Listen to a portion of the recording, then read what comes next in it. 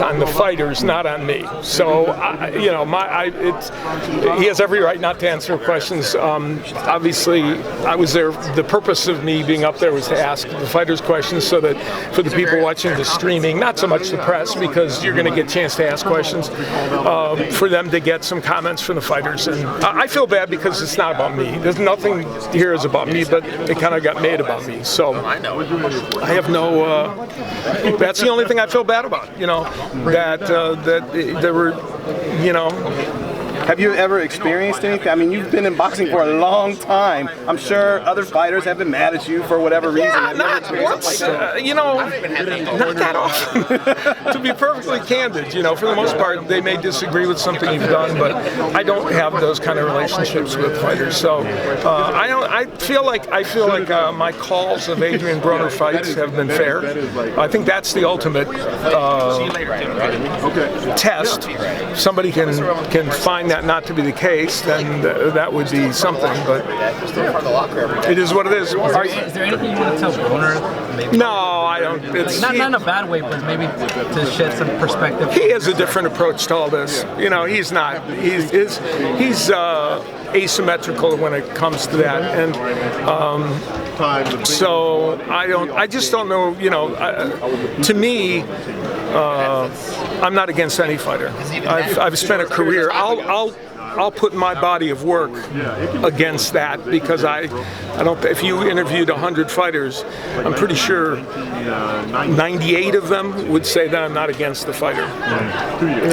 I think you handled it well up there. Are you surprised at the fact that his team, his trainer, Kevin Cunningham, they wouldn't talk to you either? That's fine. He was put in a very odd spot, and in retrospect, whether I would have asked him the question again, if you asked me would I redo it again and not ask him a question, I might. But I didn't want to not give him the chance to respond to a question. Just out of, the next natural thing is to go to the trainer. So that's what I did. So, but I understand that. So, and he was probably put in an odd spot there. Right. So, what can you do? Last question for me about that whole situation. Can you read anything into that? Just his demeanor a couple days before the fight. Does that have any meaning? Well, he's not happy about the promotion, I guess. So, I think some of apparently, it may have been that almost anyone up there asking questions of him may have gotten some blowback, possibly. I don't know, or maybe it was just set for me. But it seems like there's a general vibe based on the press conference. He's not happy with the number of press that are here and all the rest of it. So, have you said anything on Twitter?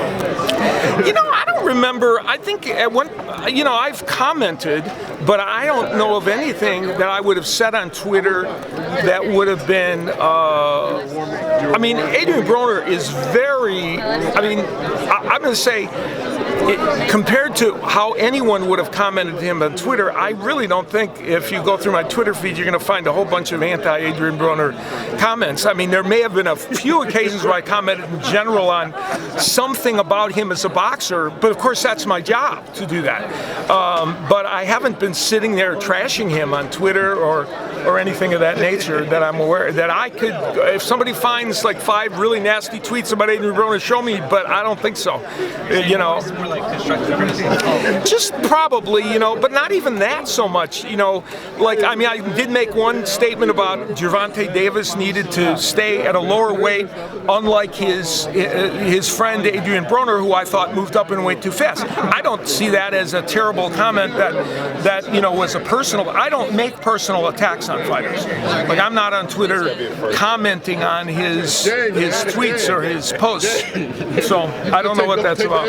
How do you see the fight? I think the fight's an interesting fight. I believe that it will be. I think they are both probably very well prepared.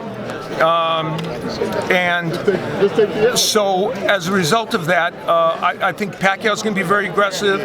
Broner, I think, is going to punch back. An interesting statistic is the fact that Broner, in the last 5 fights, this will probably shock all of you, but the CompuBox numbers, it shocked me. in the last 5 fights, Broner has thrown more punches per round than Pacquiao has, which is intriguing. Yeah, I would never have thought that. But then the 12 previous to that, Pacquiao had a lot more. So he'll need to continue that, I think, to do well in this fight. And he's going to have to counterpunch very effectively. But I think the fight's going to be an entertaining one. I actually think the whole card is going to be entertaining. With his outburst up there, do you think, I mean, he should answer the questions to help sell the pay-per-view, being he's going to get paid more, or do you think that's his way of selling the fight? Maybe, possibly. Trying to get a little controversy? It could be. Well, and of course, I mean, he did something that is not the norm. You know, he actually criticized the whole promotion. Yeah. So that's different. You know, you don't normally see that. And so clearly, the process, he's not happy with the process. I was part of the process, and apparently he wasn't happy with me. Because all the MGM press conferences are right here. Most of them, I mean, the only Except exceptions, Pacquiao. well, the only exception would be McGregor, Pacquiao, and probably Pacquiao, Or Mayweather. Canelo has had press conferences there, but for the most part, what do we think? here, like about 80% of the fights have been here. Yeah. So yeah, you know, but I don't know if I don't know that he's counting. Thank you.